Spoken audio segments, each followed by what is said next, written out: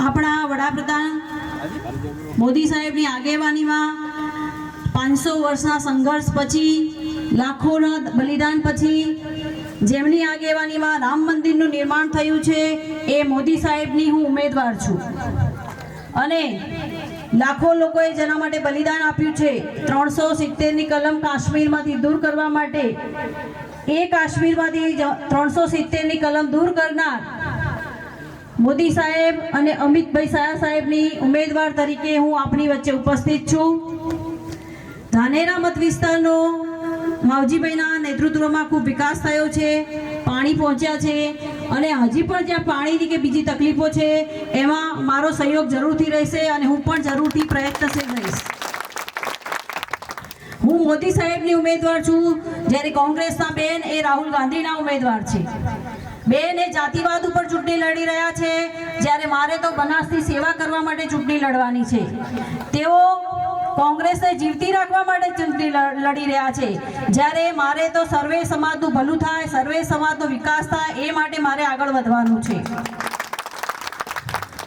આપણે અનેક યોજનાઓ છેલ્લા 10 વર્ષમાં મોદી સાહેબના નેતૃત્વમાં નો લાભ દરેક વ્યક્તિને મળ્યો છે.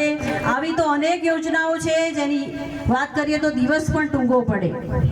અને આ યોજનાઓ જે છે કોઈ એક વ્યક્તિ એક સમાજ માટે નથી, પરંતુ દરેક સમાજની પ્રજા એનો લાભ લઈ શકે છે.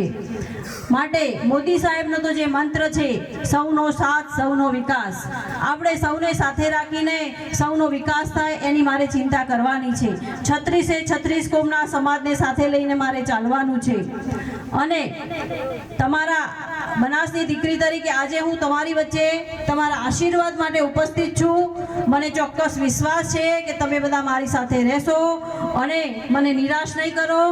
અને જ્યારે જીત્યા પછી, આપના આશીર્વાદ પછી, જ્યારે બનાસકાંઠાની જનતાની સેવા કરવાની મને તક મળશે, ત્યારે બનાસકાંઠા જિલ્લાના છેવાડાના પ્રજાનો પ્રશ્ન પણ મારી જોડે પહોંચી શકે, એના માટે આપણે આર્ટિફિશિયલ ઇન્ટેલિજન્સ અને ટેકનોલોજીનો ઉપયોગ કરીને એક એપ બનાવીશું, જેથી આપનો પ્રશ્ન મારી જોડે સરળતાથી પહોંચી શકે અને એનું રિઝલ્ટ મેળવવામાં હું જરૂરથી પ્રયત્નશીલ રહીશ.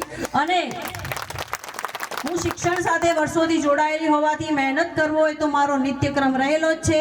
મહેનત કરવામાં બનાસની દીકરી તરીકે હું ક્યાંય પણ પાછી પડું એમ નથી. તમારો કોઈ વ્યક્તિગત સામાજિક પ્રશ્ન હશે તો દીકરી તરીકે આપના પડકે હું જરૂરથી ઊભી રહીશ, એવું આપ સૌના સમયે હું ખાતરી આપું છું.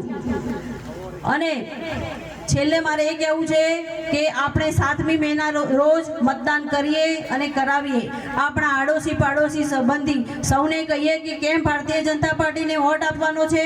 આપણે મોદી સાહેબને 3જી વખત વડાપ્રધાન બનાવવાના છે અને મોદી સાહેબનો ડંકો માત્ર ભારતમાં નહીં પણ વિશ્વમાં ડંકો વાગે છે.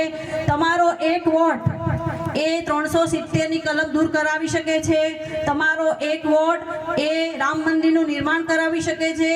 તમારો એક વોટ એ બનાસકાંઠાની જિલ્લાની સરહદોને વધુ સુરક્ષિત બનાવી શકે છે. માટે મારી આપ સૌને વિનંતી છે કે આપનો વોટ એળે ના જવા દેતા, આપના વોટનું મૂલ્ય વધે એવું જરૂરથી જોજો. મોદી સાહેબને ધ્યાનમાં રાખવાના છે. હું તો માત્ર પ્રતીક જ છું અને મોદી સાહેબને ફરીથી વડાપ્રધાન બનાવવા માટે દેશનો જે વિકાસ છે એને હજુ વધી રીતે સારી રીતે આગળ લઈ જવાનો છે.